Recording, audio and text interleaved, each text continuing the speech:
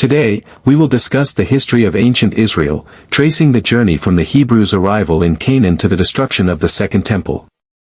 The Old Testament, or Tanakh, serves as our primary source of information for the history of ancient Israel. Even for those who are not religious, the figures and stories from these books are widely familiar. The Exodus from Egypt led by Moses, the law given on Mount Sinai, David's duel with Goliath, Solomon and the Queen of Sheba, these are just a few. For a long time, these narratives were accepted as completely reliable. But with the dawn of archaeology, everything changed. Excavations commenced across the Middle East, giving rise to a specialized field known as biblical archaeology. This discipline searches for material evidence to support the events described within the Bible. While many Old Testament details have been confirmed, others still await proof. And in some instances, archaeological discoveries even appear to contradict the biblical account. In this video, we will explore the history of ancient Israel, drawing upon archaeological finds and non-biblical sources, as well as the Tanakh, not as a sacred text, but as a chronicle of the Jewish people. The first historical mention of the Israelites is found from the reign of the Egyptian pharaoh Merneptah. A stele commemorating his victories bears the following inscription: "Plundered is Canaan with every evil. Carried off is Ashkelon. Seized is Gezer. Yanoam is made non-existent. Israel is laid waste. Its seed is no more." This stele is dated to around 1207 BC, a time that roughly coincides with the appearance in Canaan of a people identified as Israelites. They were a confederation of nomadic tribes, bound together by a shared language, beliefs, and culture. Their precise origins and how they emerged, however, remain a mystery. The biblical story of the Exodus from Egypt lacks confirmed evidence and, if interpreted literally, conflicts with numerous archaeological findings. In Egypt during that era, there was certainly a Semitic population, primarily Amorites, a nomadic people whose name later designated southern Syria as Amurru, as well as Canaanites. Some scholars propose that a segment of this population migrated to Canaan in the Late Bronze Age, mingling with the local inhabitants and other groups of nomadic Semitic tribes. This migration could have formed the basis for the later biblical story of the Exodus. Is such a scenario possible? Absolutely.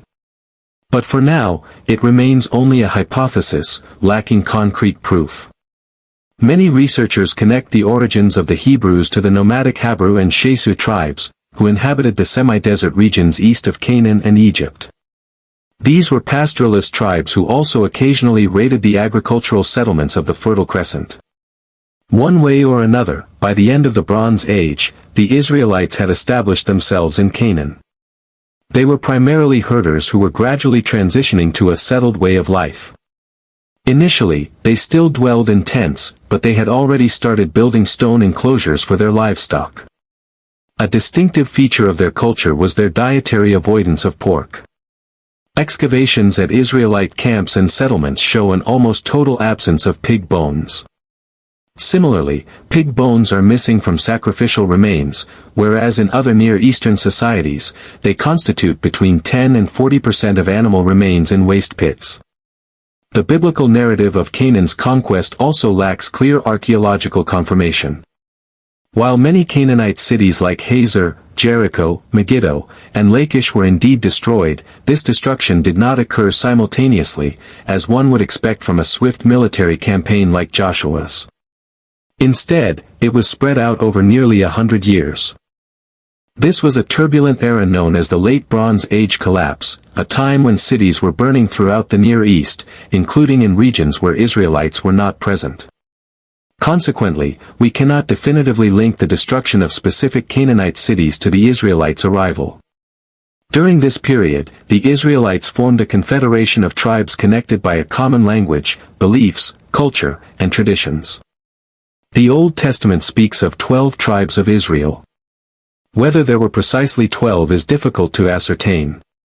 On one hand, numbers like 3, 7, 12, and 40 are often viewed with suspicion, as they were considered sacred in the Near East.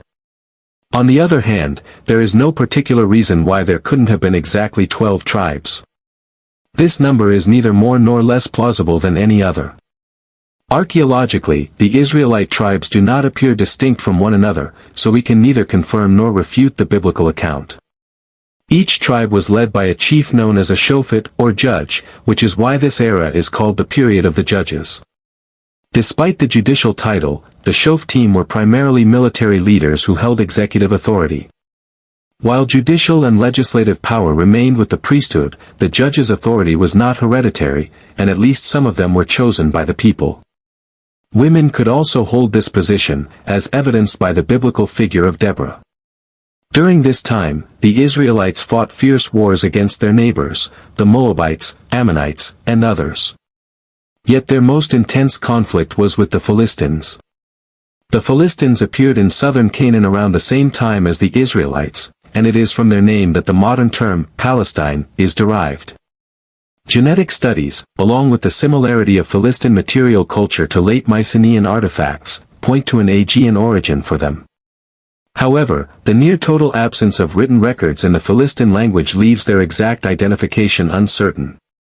They are believed to have been either Mycenaean Greeks or inhabitants of Crete or Cyprus. In Canaan, the Philistines established a coalition of 5 cities, Ashkelon, Ashdod, Gath, Ekron, and Gaza.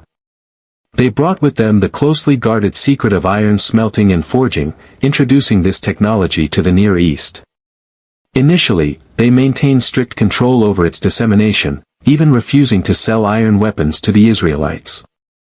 The Old Testament, for example, notes that King Saul and David possessed iron swords, which were symbols of high status.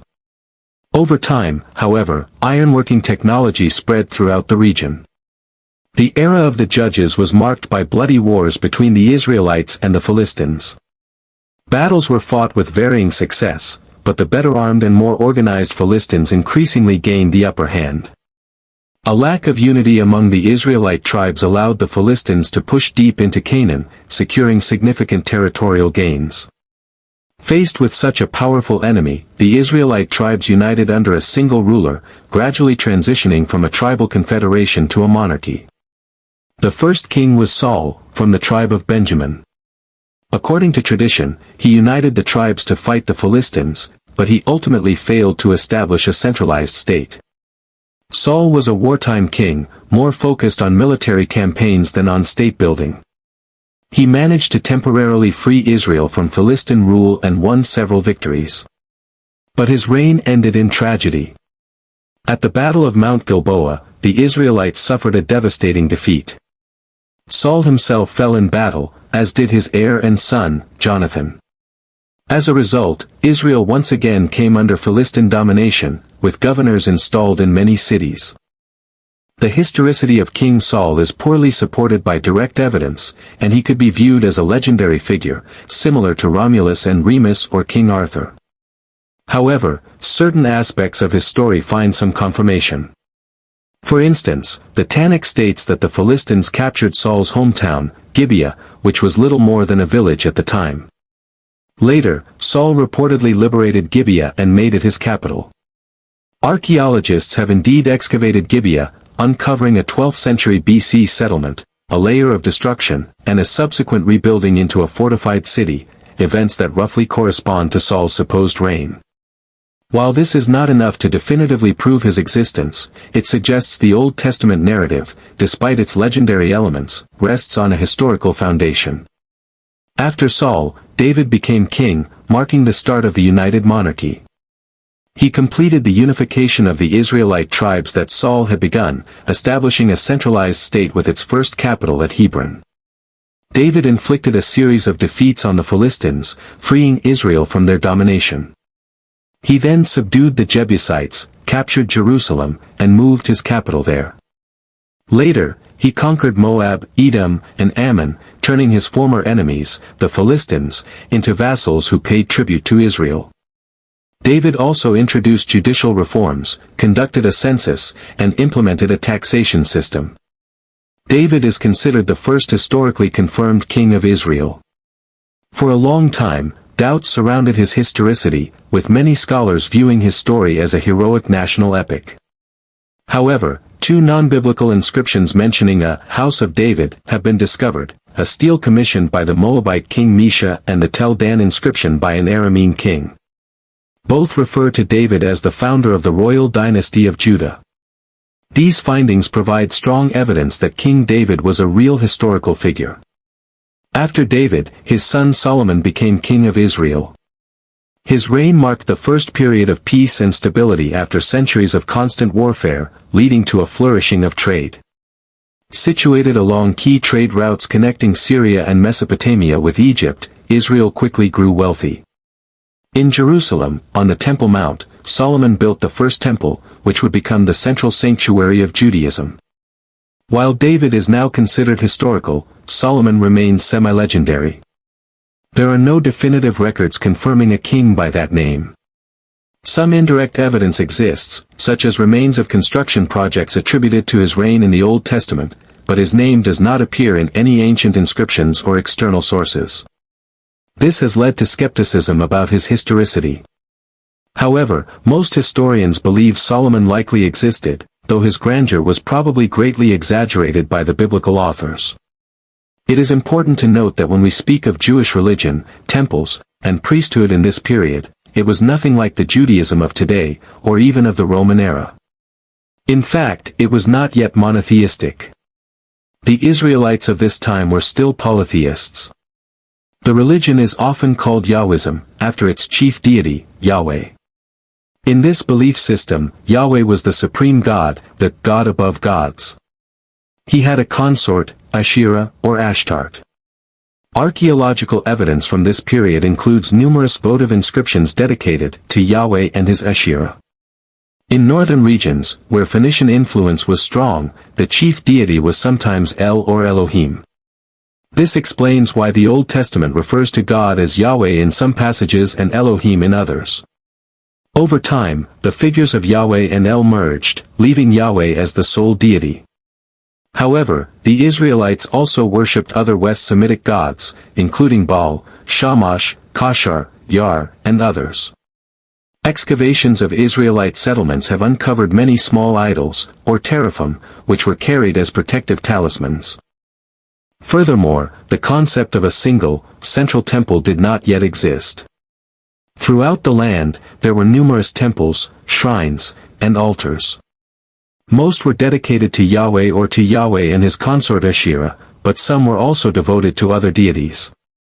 Alongside animal sacrifices, the Israelites practiced human sacrifice, including the ritual sacrifice of infants, similar to customs of the Phoenicians and Carthaginians. Echoes of these practices can be found in the Old Testament, such as the story of the binding of Isaac or references in the book of Jeremiah. The Old Testament narratives of prophets and righteous kings constantly trying to lead the Israelites toward monotheism, only for the people to revert to idolatry, were written with hindsight. Archaeologically, there is no evidence for such fluctuations between polytheism and monotheism during this period. The Israelites of that time were consistently polytheistic, and the transition to monotheism occurred much later. After Solomon's death, around 931 BC, the United Kingdom of Israel split in two. Solomon's son, Rehoboam, ascended to the throne in Jerusalem, but his harsh taxation policies provoked dissatisfaction among the northern tribes. Under the leadership of Jeroboam, 10 tribes broke away and formed their own kingdom, with its capital initially at Shechem, then Tirzah, and later Samaria. Jeroboam became its first king. After gaining independence, the economy of the northern kingdom of Israel grew rapidly, thanks to its strategic location on major trade routes and its fertile lands. Unlike Judah, where the Davidic dynasty ruled continuously, the northern kingdom experienced frequent coups. Over 2 centuries, it saw 19 kings from 9 different dynasties, many of whom seized power by assassinating their predecessors. Notable rulers included Omri, who founded Samaria as the new capital and brought political stability. His dynasty strengthened ties with Phoenicia. Golden calves were set up in Israelite cities, and a temple to Baal was built in Samaria. Ahab, Omri's son, who married the Phoenician princess Jezebel and promoted the worship of Baal, El, and Asherah.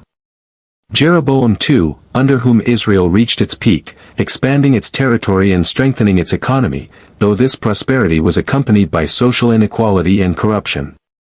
All of this unfolded against the backdrop of the rising Neo-Assyrian Empire. The early kings of Israel, like most small states in the region, acknowledged Assyrian supremacy and paid tribute. However, when Assyrian rulers began their expansionist campaigns, Israel could not withstand them. First, Tiglath-Pileser III seized Transjordan and Galilee from Israel. Later, his successor, Shalmaneser V, besieged Samaria after Israel's king Hoshea attempted to form an anti-Assyrian alliance with Egypt. In 722 BC, after a 3-year siege, Samaria fell. The Assyrian king Sargon II deported a large portion of the population to different parts of the empire. Their descendants became known as the 10 Lost Tribes of Israel. The Old Testament describes all the kings of the northern kingdom in a highly negative light. But it is crucial to remember that these texts were written from the perspective of the kingdom of Judah. From their viewpoint, the northern Israelites were rebels, schismatics, and unrighteous people. It would be fascinating to read a history written from the northern kingdom's perspective, but unfortunately, no such texts have survived. A large number of refugees from the north fled to Judah, causing the kingdom's population to more than double in a short time. Jerusalem's population, previously around 25,000, grew to nearly 100,000. Similarly, the populations of all Judean cities increased, and new settlements appeared. At the time, Hezekiah was the king of Judah. During his reign, massive construction projects transformed Jerusalem, the city expanded, and new fortifications were built. New hydraulic structures and aqueducts were constructed to ensure a reliable water supply. Simultaneously, Hezekiah carried out a religious reform aimed at centralizing power and integrating the Israelite population from the north. He banned idol worship, destroyed many temples, and prohibited religious rituals anywhere except the temple in Jerusalem. He also sent messengers throughout the former northern kingdom, inviting people to come to Jerusalem for Passover, which he even rescheduled to align with the date it was celebrated in the north. Judah came dangerously close to destruction during Hezekiah's reign. The Assyrian king Sennacherib invaded, capturing and plundering many Judean cities. Hezekiah managed to save Jerusalem by paying an enormous ransom. His religious reforms were quickly undone by his son Manasseh, who restored idol worship in the temple and built altars to Baal, Asherah, and Molech. The reforms were reinstated by Hezekiah's great-grandson, Josiah. Josiah completely destroyed all temples, shrines, and altars outside Jerusalem. Not only did he demolish them, but he deliberately desecrated their sites, turning them into public latrines. It was during Josiah's reign that the Book of Deuteronomy emerged. According to biblical tradition, a scroll containing this book was discovered during renovations of the Jerusalem temple. However, modern linguistic analysis indicates that Deuteronomy was actually written during Josiah's reign, and it was written first. The rest of the Torah, or Pentateuch, was also compiled during Josiah's time, but after Deuteronomy. This, of course, contradicts the traditional biblical account which claims Moses received the Torah directly from God on Mount Sinai. We are examining this from the perspective of historical and linguistic analysis, not religious belief. The following kings, Jehoahaz, Jehoiakim, and Jeconiah, ruled in the shadow of the great Near Eastern empires, Assyria, Egypt, and the Neo-Babylonian Empire. They were forced to navigate a precarious, multi-vector policy to ensure the small kingdom of Judah could maintain its independence and avoid being crushed by stronger nations. Ultimately, King Zedekiah, then a vassal of the Babylonian king Nebuchadnezzar II, made a fatal mistake. He formed an alliance with Egypt against Babylon, hoping for support to free Judah. This decision proved disastrous. After a prolonged siege, Nebuchadnezzar captured Jerusalem and nearly destroyed the city, including Solomon's temple. Tens of thousands of Judeans were deported to Babylon, marking the beginning of the Babylonian exile. The deportation did not happen all at once. The first wave came in 597 BC after the Babylonians captured Jerusalem. King Jehoiakim, his court, the nobility, soldiers, and skilled craftsmen were taken. A second, larger deportation followed in 586 BC, targeting priests, aristocrats, and educated elites. In the end, Babylon had taken the heart of Judean society, those with influence, knowledge, and resources. Back in Judah, many ordinary people remained, mostly farmers and small-scale artisans. The Babylonians put a man named Gedaliah in charge, but he was soon assassinated, throwing the region into chaos. Fearing Babylonian revenge, some Judeans fled to Egypt. Then famine struck the already devastated land, and Judah's population dropped to just 10% of its pre-conquest level. Meanwhile, in Babylon, the exiles settled mostly in rural communities, where they managed to preserve their culture and religion. They worked as craftsmen, farmers, and traders. Many took part in building projects, and some found success as merchants, scribes, or moneylenders, rising within Babylonian society. The Old Testament tells of the prophet Daniel, a Judean who served as an advisor to Nebuchadnezzar. While Daniel is likely a legendary figure, his story reflects the real experience of Judeans who rose to prominence in exile.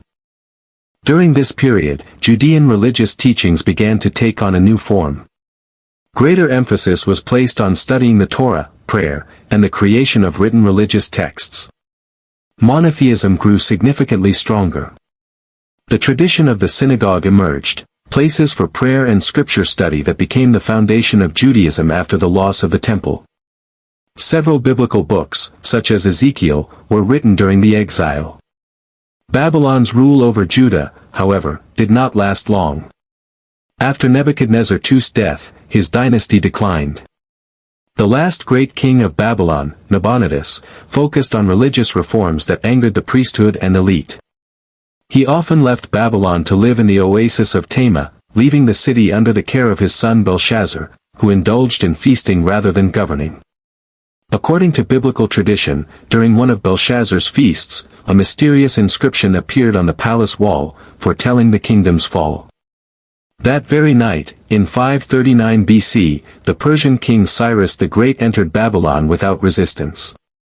Cyrus, known for his policy of religious tolerance, allowed the Judeans to return home and rebuild the temple in Jerusalem, marking the beginning of a new era.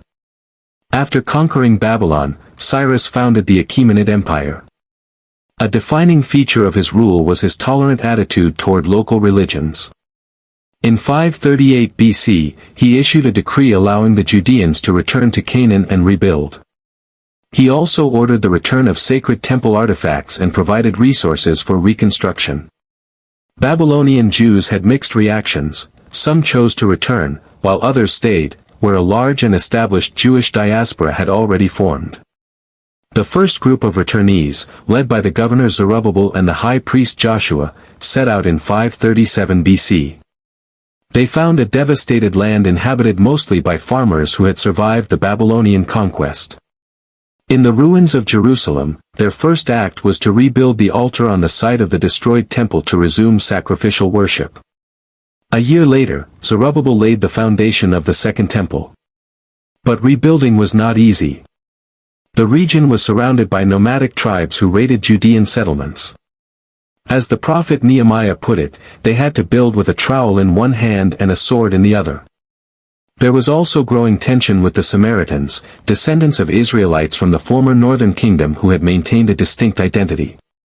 They believed Mount Gerizim, not the Temple Mount, was the only legitimate place for a temple. The Judeans did not consider the Samaritans true Jews and refused their help. The Samaritans, in turn, saw themselves as the rightful heirs of Israelite tradition and actively obstructed the construction, even appealing to Persian authorities and accusing the Judeans of planning rebellion. As a result, Persian funding was cut, and the project halted. The Samaritans then built their own temple on Mount Gerizim. The situation changed in 522 BC when Darius I came to power. Seeking to stabilize the empire, he ordered construction to resume. In 515 BC, the temple was completed and consecrated. Though it matched Solomon's temple in size, it was far less impressive in decoration and sacred furnishings. This version of events comes from the Tanakh. In truth, there is little direct evidence to confirm its historical accuracy. What we know for certain is that Cyrus issued a general decree allowing displaced peoples to return home and rebuild their temples, and that by the early 5th century BC, a temple in Jerusalem definitely existed, as mentioned by the Greek historian Hecataeus of Miletus. That timeline broadly matches the Tanakha's dates. Overall, the biblical narrative appears internally consistent and mostly historically plausible, even if some elements are exaggerated. In 458 BC, Nehemiah was appointed governor of Judah, having previously served as cupbearer to the Persian king Artaxerxes I. Around the same time, Ezra was made high priest. Together, they radically transformed Judean religious life through reforms that shaped the future of Judaism. They promoted strict monotheism and a hard stance against idolatry. Ezra banned intermarriage with non-Jews and ordered Judean men to divorce their foreign wives, sparking strong opposition.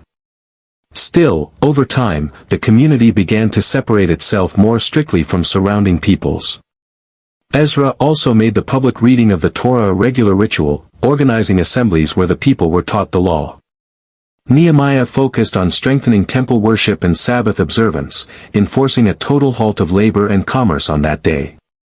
Determined to make the Jerusalem temple the heart of Jewish life, he required the people to bring offerings and established a clear priestly hierarchy.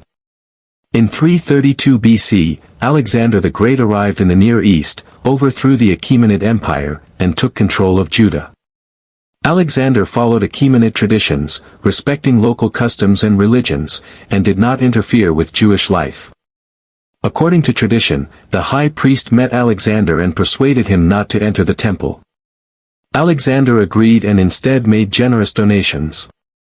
After his death in 323 BC, a power struggle erupted among his generals, the Diadochi, and Judah came under the control of the Egyptian Ptolemaic dynasty. For about a century, the Ptolemies maintained stability and continued a policy of non-interference. Under Ptolemy II Philadelphus, the Hebrew Bible was translated into Greek, creating the Septuagint. Greek culture gradually influenced Judean society. Cities saw the rise of gymnasiums, theaters, and Hellenistic institutions. Many Jews, especially elites, embraced Greek customs, creating tension with the rural population that remained loyal to traditional Judaism.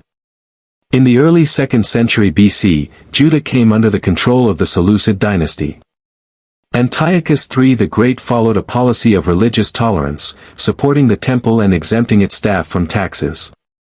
But his son, Antiochus IV Epiphanes, took a different approach. Determined to accelerate Hellenization, he imposed harsh restrictions on Jewish practices, banning circumcision, Sabbath observance, and Torah study. In a shocking provocation, he ordered a pig sacrificed on the temple altar and rededicated the temple to Zeus. This crackdown sparked outrage, particularly in rural areas. In 167 BC, a priest named Mattathias Hasmonean from Modian refused to offer a sacrifice to pagan gods and killed a Seleucid official. This act ignited the Maccabean revolt, led by his sons, most notably Judah Maccabee. They launched a guerrilla campaign, attacking Seleucid garrisons and gaining strength. In 164 BC, they recaptured Jerusalem and restored worship in the temple. However, the rebels did not have universal support. They fought not only the Seleucids but also their Hellenized Jewish compatriots. A striking example was the Greek fortress of the Acra in Jerusalem, which remained under Greek control for over 20 years after the city was retaken, suggesting support from some locals. Internal strife within the Seleucid Empire worked in the rebels' favor.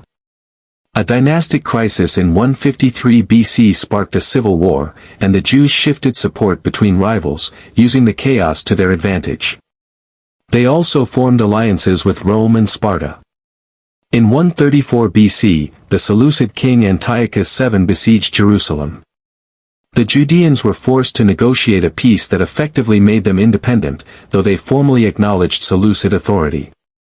Their territory remained limited. It is unclear why Antiochus agreed to a compromise while holding Jerusalem under siege. One reason was the Roman factor. The Jews were allies of Rome, which may have deterred harsher action. Another likely reason was strategy. Antiochus may have preferred to keep the Jews as allies for a looming conflict with the Parthian Empire. That war broke out in 130 BC and began favorably for Antiochus, but his army was later ambushed and annihilated near Ecbatana. Antiochus died in battle. After his death, the Seleucid Empire plunged into chaos. Seizing the opportunity, the ruler of Judah, John Hyrcanus, grandson of Mattathias, declared full independence, founding the Hasmonean dynasty. The first Hasmonean rulers did not call themselves kings but ethnarchs, rulers of the people, respecting the tradition that only a descendant of David could be king. Still, their rule was monarchical. They also held the office of high priest, concentrating secular and religious power in one person, making the state a theocracy. John Hyrcanus launched military campaigns to expand Judah's territory, benefiting from the Seleucid crisis. He conquered areas to the north and east, brought Gilead and Moab under Judean rule, and captured Samaria, destroying the Samaritan temple on Mount Gerizim. His greatest success was the conquest of Edom. The Edomites were a people closely related to the Jews. During the Babylonian exile, they had expanded northward into former Judean territory. Hyrcanus targeted their control of key trade routes. Around 112 to 110 BC, Hyrcanus launched a campaign, destroying major Edomite cities like Marissa and Adullam, and capturing Hebron. He forced the Edomites to convert to Judaism, giving them a choice, convert or leave. Most chose conversion, though many fled. This was the first time Judaism was spread through military conquest.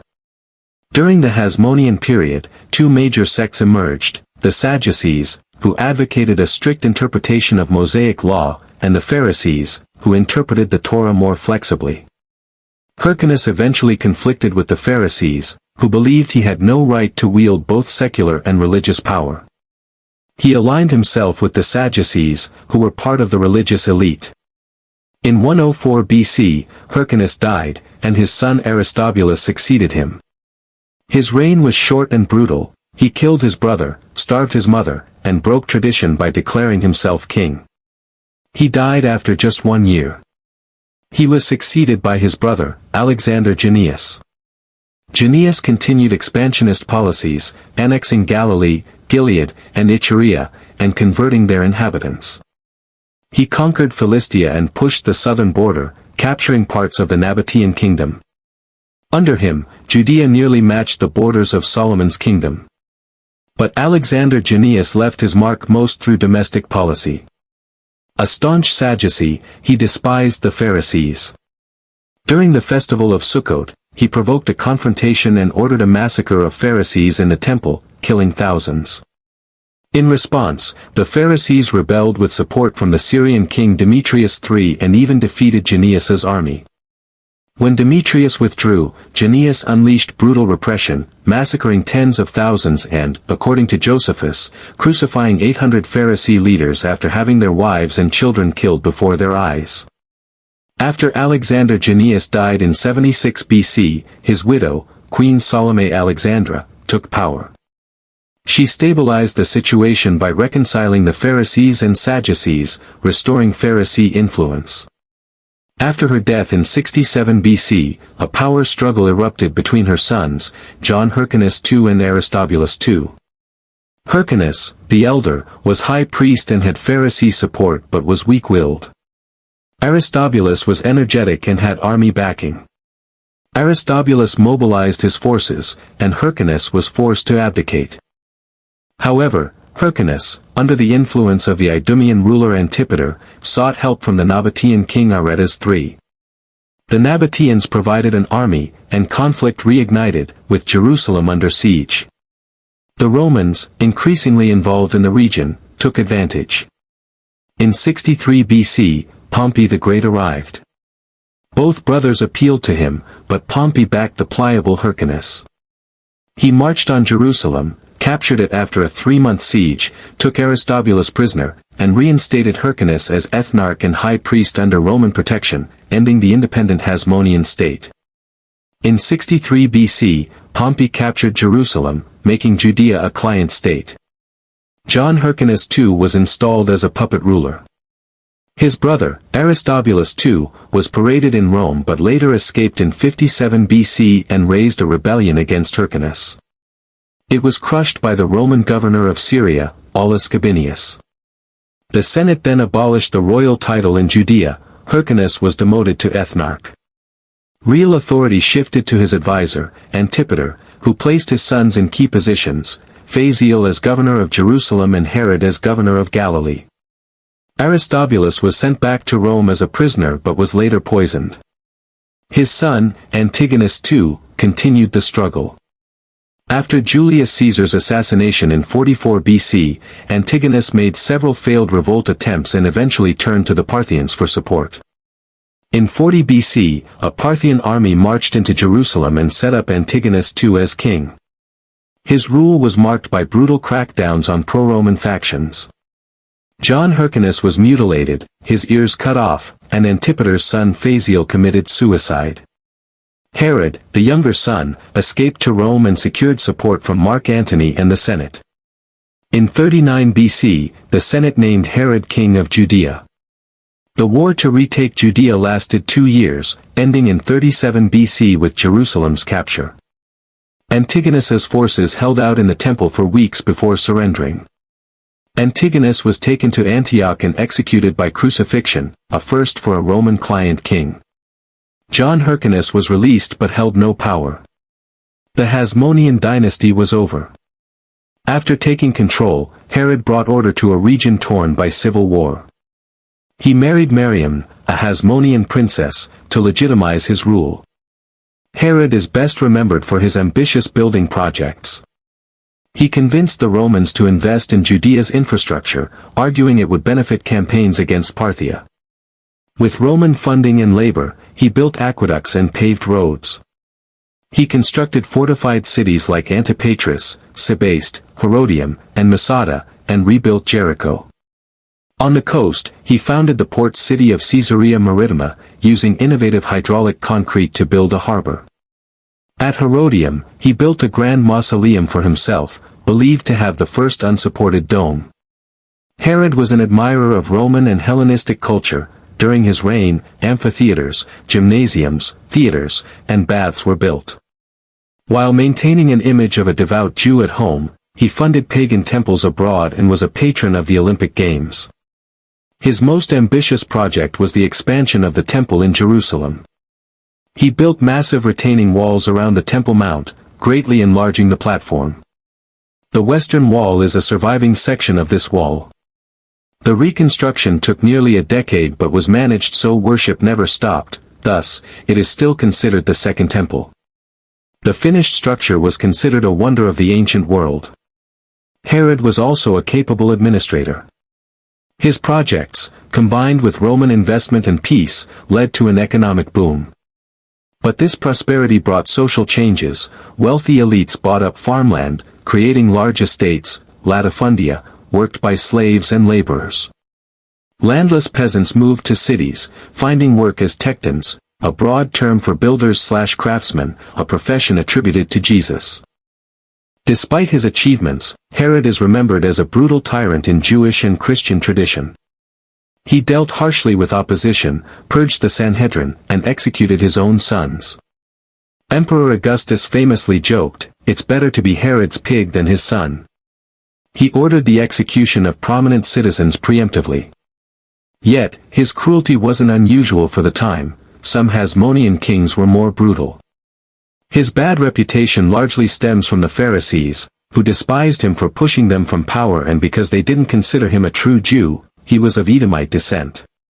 This view was reinforced by the historian Josephus, a Pharisee whose family had suffered under Herod. Herod the Great died in 4 BC. In his will, he divided his kingdom among his sons Herod Archelaus, Herod Antipas, and Herod Philip, and his sister Salome. The largest share went to Archelaus, but Emperor Augustus refused him the title of king, making him ethnarch instead. Archelaus quickly conflicted with the people, and after a revolt was brutally crushed, Augustus exiled him in 6 AD. Herod Philip ruled a tetrarchy calmly and moderately, founding Caesarea Philippi. He died in 34 AD with no heirs, and his territory came under direct Roman rule. Salome ruled her small territory quietly until her death in 10 AD, after which her land also came under direct rule. Herod Antipas, given Galilee and Perea, ruled until 39 AD, the longest of Herod's sons. He was a builder, founding Tiberias. He never gained the title of king and was eventually accused of plotting by his nephew Herod Agrippa I, leading to his exile in 39 AD. The last Herodian rulers were Herod Agrippa I and his son Herod Agrippa II, Herod's great-grandson and great-great-grandson. Both held the title King of Judea, but it was ceremonial. They were fully Romanized client rulers. After Archelaus' exile in 6 AD, Judea came under direct Roman rule, governed by prefects and later procurators. The most famous was Pontius Pilate, 26 to 36 AD. His long tenure suggests Emperor Tiberius saw him as effective. Pilate stirred tensions early by bringing military standards with the emperor's image into Jerusalem, violating the ban on idols. He backed down when Jewish leaders protested, ready to die. Later, he used temple funds for an aqueduct, and when protests broke out, his soldiers violently dispersed the crowd. The Gospels portray Pilate as reluctant to condemn Jesus, but this likely reflects an early Christian effort to shift blame. Jewish authors like Philo and Josephus depict a harsh, corrupt governor. In 36 AD, he brutally suppressed a Samaritan religious movement, leading to his recall to Rome. His subsequent fate is unknown. Under Roman rule, Jewish society split into factions. Alongside the Pharisees, Sadducees, and Essenes, a new radical movement emerged, the Zealots, or the Fourth Philosophy, founded by Judas the Galilean. In 6 AD, he led an uprising against a Roman census, which was seen as a violation of God's ownership of the land and a prelude to crushing taxes. His rallying cry was, "Let the Jews have no master but God." Though crushed, his message endured. The Zealots were a loose network. The most extreme were the Sicarii, daggermen, who assassinated Roman officials and Jewish collaborators in crowds. As Roman rule grew harsher, resistance turned into a full-blown uprising. The countryside became dangerous, tax collectors were ambushed, patrols attacked, and collaborators executed.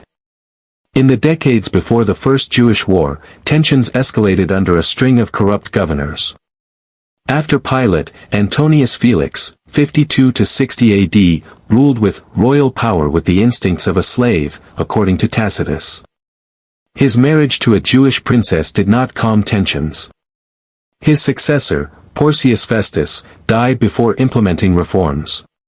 Lucius Albinus treated the province as a personal treasury. The final procurator, Gessius Florus, was the last straw. His greed and brutality pushed the province to revolt. Economic hardship worsened the situation. Heavy Roman taxes, corruption, and demands from the temple elite burdened ordinary people. Many farmers lost their land, debt slavery rose, and the gap between rich and poor widened.